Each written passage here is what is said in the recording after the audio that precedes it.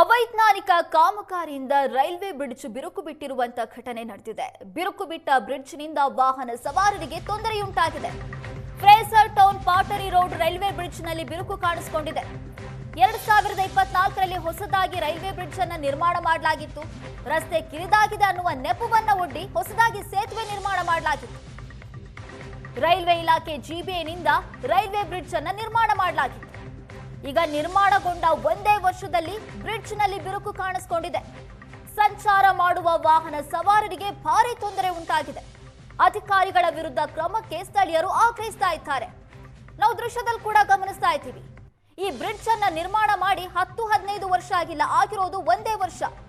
ಒಂದೇ ವರ್ಷದಲ್ಲಿ ಬ್ರಿಡ್ಜ್ ಬಿರುಕು ಬಿಟ್ಟಿದೆ. ಇದರಿಂದ ವಾಹನ ಸವಾರರು ತೊಂದರೆಯನ್ನು ಅನುಭವಿಸ್ತಾ ಇದ್ದಾರೆ. 2024ರಲ್ಲಿ ರಸ್ತೆ ಕಿರಿದಾಗಿದೆ ಅನ್ನುವ ಕಾರಣಕ್ಕೆ ಹೊಸದಾಗಿ ಬ್ರಿಡ್ಜ್ ಅನ್ನು ನಿರ್ಮಾಣ ಮಾಡಲಾಗಿತ್ತು. ಆದ್ರೆ ಆ ಬ್ರಿಡ್ಜ್ ನಲ್ಲಿ ಈಗ ಬಿರುಕು ಕಾಣಿಸಿಕೊಂಡಿದೆ. ಇದಕ್ಕೆ ಅವೈಜ್ಞಾನಿಕ ಕಾಮಗಾರಿಯೇ ಕಾರಣ ಅಂತ ಸ್ಥಳೀಯರು ಆಗ್ರಹಿಸ್ತಾ ಇದ್ದಾರೆ, ಆಕ್ರೋಶವನ್ನ ವ್ಯಕ್ತಪಡಿಸ್ತಾ ಇದ್ದಾರೆ. ಅಧಿಕಾರಿಗಳ ವಿರುದ್ಧ ಕ್ರಮ ಕೈಗೊಳ್ಳಬೇಕು ಅಂತ ಸ್ಥಳೀಯರು ಆಗ್ರಹಿಸ್ತಾ ಇದ್ದಾರೆ. ಪ್ರತಿನಿತ್ಯ ಸಾವಿರಾರು ವಾಹನಗಳು ಈ ಬ್ರಿಡ್ಜ್ ನಲ್ಲಿ ಓಡಾಟ ಮಾಡ್ತವೆ. ಇದೀಗ ಈ ಬ್ರಿಡ್ಜ್ ನಲ್ಲಿ ಬಿರುಕು ಕಾಣಿಸಿಕೊಂಡಿದ್ದು ಸ್ಥಳೀಯರ ಆಕ್ರೋಶಕ್ಕೆ ಕಾರಣ ಆಗಿದೆ. ಅಧಿಕಾರಿಗಳ ಅವೈಜ್ಞಾನಿಕ ಕಾಮಗಾರಿಯಿಂದಾಗಿ ಓಡಾಡುವಂತಹ ವಾಹನ ಸವಾರಿಗೆ ಯಾವ ರೀತಿ ತೊಂದರೆ ಆಗ್ತಾ ಇದೆ ಅಂತ ಅದನ್ನ ಹೇಳೋದಕ್ಕೂ ಕೂಡ ಸಾಧ್ಯ ಇಲ್ಲ. ಯಾಕಂತಂದ್ರೆ ಇದು ನಾವು ಹೇಳ್ತಾ ಇರುವಂತದ್ದು ರಿಚಸ್ ಟೌನ್ ನಲ್ಲಿರುವಂತಹ ಬ್ರಿಡ್ಜ್ ಕಥೆಯನ್ನ ಹೇಳ್ತಾ ಇದೀವಿ. ಇದು ನಾವು ನೋಡಬಹುದು. ಇದು ಈ ಒಂದು ಬ್ರಿಡ್ಜ್ ಏನಿದೆ ಸುಮಾರು ಹಳೇ ವರ್ಷ, ಅಂದ್ರೆ ಸುಮಾರು 100 ವರ್ಷಗಳ ಇತಿಹಾಸ ಇರುವಂತಹ ಬ್ರಿಡ್ಜ್ ಏನಿತ್ತು ಇಲ್ಲಿತ್ತು. ಆದ್ರೆ ಆ ಬ್ರಿಡ್ಜ್ ಅನ್ನ ಹಲವಾರು ಕಾರಣಗಳನ್ನ ನೆಪಗಳನ್ನ ಒಡ್ಡಿ ಆ ಬ್ರಿಡ್ಜ್ ಅನ್ನ ಒಡೆದಾಕಲಾಯಿತು. ಅದಾದ ಬಳಿಕ ಬಂದಿದ್ದೆ ಈ ಬ್ರಿಡ್ಜ್ ಅನ್ನ ನಾವು ನೋಡಬಹುದು. ಈ ಬ್ರಿಡ್ಜ್ ಅನ್ನ ನಾವು ಯಾಕೆ ತೋರಿಸ್ತಾ ಇದೀವಿ ಅಂತಂದ್ರೆ ಎಲ್ಲ ಭಾಗದಲ್ಲೂ ಕೂಡ ಬಿರುಕು ಬಿಟ್ಟಿರುವಂಥದ್ದು. ಅಂದರೆ ಪೂರ್ತಿ ಈ ಬ್ರಿಡ್ಜ್ ಏನು ನಮಗೆ ಕಾಣಿಸ್ತಾ ಇದೆಯೋ ಅದು ಪೂರ್ತಿ ಬಿರುಕು ಬಿಟ್ಟಿರುವಂಥದ್ದು. ಈ ಭಾಗದಲ್ಲಿರ್ಬೋದು ಅಥವಾ ಅದರ ಆಪೋಸಿಟ್ ಭಾಗದಲ್ಲಿರ್ಬೋದು, ಎಲ್ಲ ಕಡೆಯಲ್ಲೂ ಕೂಡ ಮೇಲಿಂದ ಕೆಳಗಡೆವರೆಗೂ ಕೂಡ ಬ್ರಿಡ್ಜು ಏನು ಬಿರುಕು ಬಿಟ್ಟಿದೆ.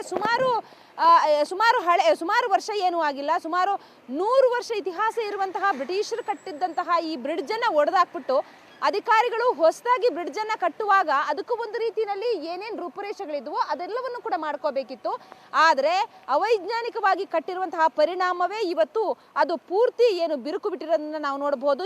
ಇದ ಕಾರಣದಿಂದನೇ ಅಲ್ಲಿ ಓಡಾಡುವಂತಹ ವಾಹನಗಳು ಏನಿದಾವೆ ದಿನನಿತ್ಯವೂ ಕೂಡ ಲಿಂಗರಾಜಪುರಂ ಇರಬಹುದು ಅಥವಾ ಬಾಣಸ್ವಾಡಿ ಭಾಗಕ್ಕೆ, ಸೇವಾನಗರ ಇರ್ಬೋದು, ಮಾರುತಿ ನಗರ ಇರ್ಬೋದು, ಈ ಭಾಗಕ್ಕೆ ಓಡಾಡುವಂತಹ ಸಾವಿರಾರು ವಾಹನಗಳು ಏನಿದಾವೆ ಅವುಗಳಿಗೆ ಭಾರಿ ತೊಂದರೆ ಆಗ್ತಾ ಇರುವಂಥದ್ದು. BMTC ಬಸ್ಸುಗಳು ಕೂಡ ದಿನನಿತ್ಯವೂ ಕೂಡ 100 ಬಸ್ಸುಗಳು ಓಡಾಡುತ್ತೆ.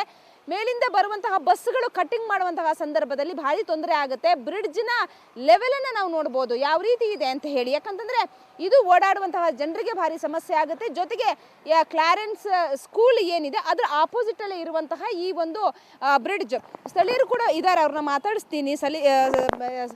ಸೈಯದ್ ಅವರು ಇದ್ದಾರೆ, ಸಮೀನ್ ಸೈಯದ್ ಅವರು. ಸರ್, ಈಗ ಈ ಬ್ರಿಡ್ಜು ಹಳೆ ಬ್ರಿಡ್ಜ್ ಇತ್ತು ಅಂತ ನೀವು ಕೂಡ ಹೇಳಿದ್ರಿ, 100 ವರ್ಷ ಹಳೇದಿತ್ತು ಅಂತ.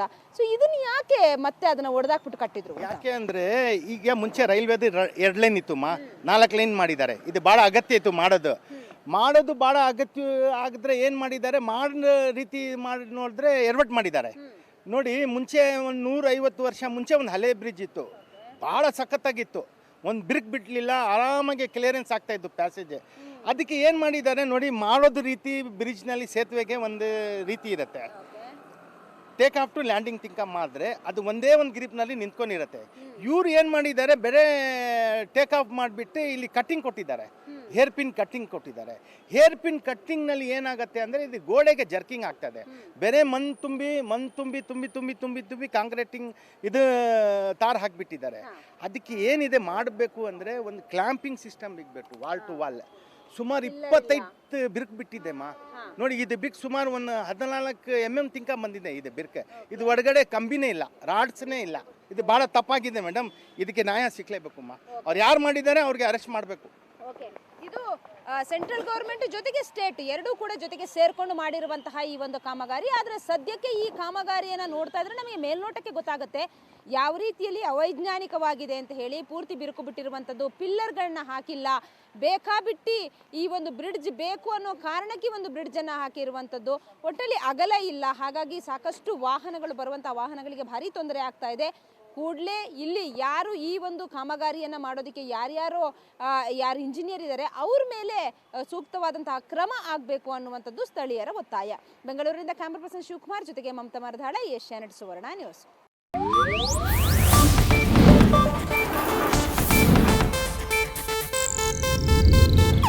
ಇದು ಏಷ್ಯಾನೆಟ್ ನ್ಯೂಸ್ ನೆಟ್ವರ್ಕ್ ಪ್ರಸ್ತುತಿ.